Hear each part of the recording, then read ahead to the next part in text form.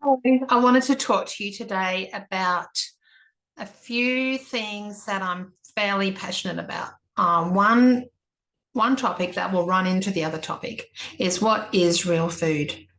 So the optimal human diet means real food, but what is real food? So I want to start by saying that if you were a hunter-gatherer and you walked into a supermarket, you probably wouldn't recognize most of the food in there.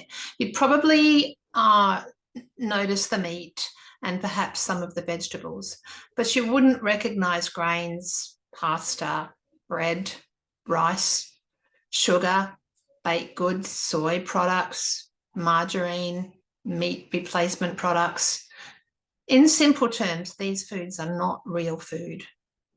They're marketed to us very cleverly. They all have that bliss point in them, the correct amount of fat to sugar ratio that makes us crave for them and makes us feel like we're getting nutrients out of them. But the fact is that eating those foods costs your body more in nutrients to digest them than it does actually get from the food in the first place. And the only people that are making any money out of this type of product in our supermarkets are the companies that make them. I call them the food giants because they make money by giving us food that makes us sick. The optimal human diet consists of fat and protein. Even carbohydrate is not recognised as a necessary nutrient. The Australian Food Guidelines does not have any recommended daily intake for carbohydrates. Carbohydrates are usually manufactured food or grains or vegetables that are grown under the ground. Did you know that carbohydrates all turn into sugar in your gut as you metabolize them and digest them? It's important to know that if you're struggling with blood glucose levels, then carbohydrates are not your friend.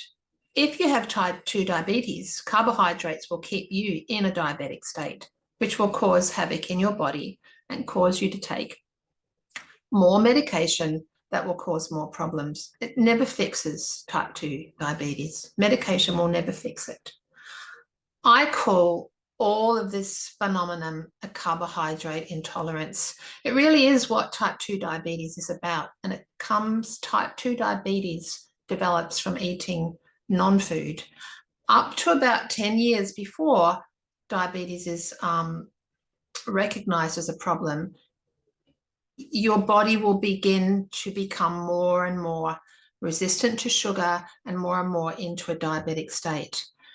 From all the study that I've done over the years and from making, I guess, inquiries myself and lowering my blood sugar levels personally, because mine were beginning to creep up, I've realized that carbohydrates and sugar are the center of all chronic disease.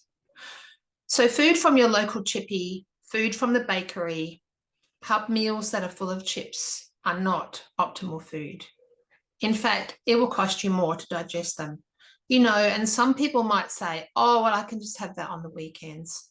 And that might be all right. But if you have a sugar problem or you have excess body fat, that's not all right. It's only going to make you sicker. Hot chippies that you eat at the takeaway places are also mostly cooked in vegetable oil, and vegetable oil itself contributes to health issues in the human body. It just disrupts your insulin receptors at a cellular level, and I'll talk about that in another video because it's a lot to get your head around. Sugar is also to blame for chronic illness. So sugar is not just table sugar that we put in our tea and coffee. Sugar is anything starchy that you eat.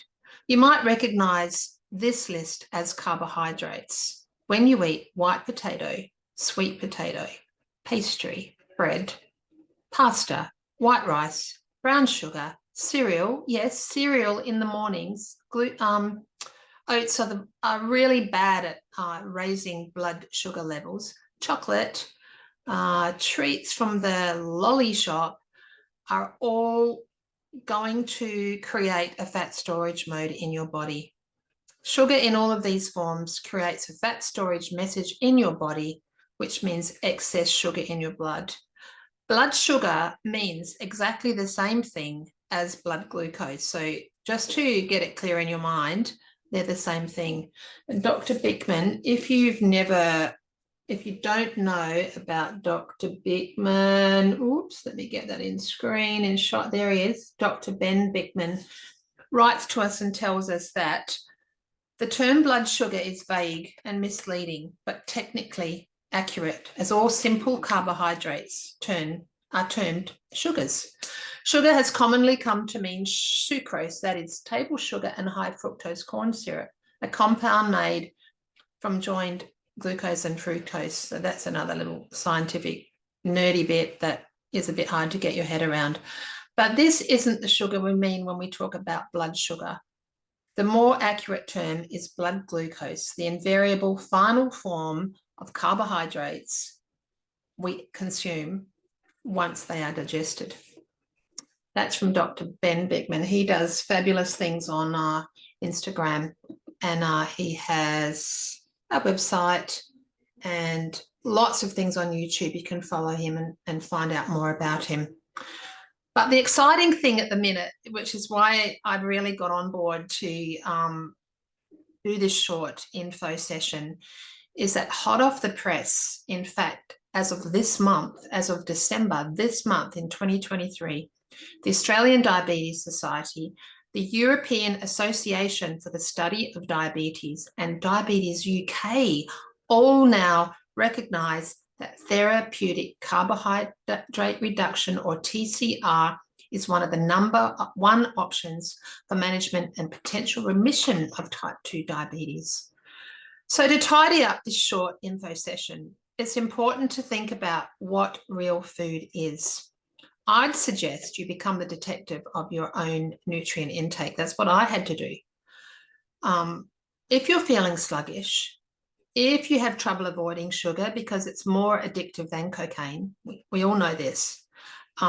If you have high blood pressure, if you have mobility issues, if you have excess body fat, we all know when we're carrying excess body fat, it's time to revise how we're living and decide if we want to lead a more longer, healthier, happier lifestyle where we're not tied down to medication, or we want to stay ill and be in a high sugar chronic disease state.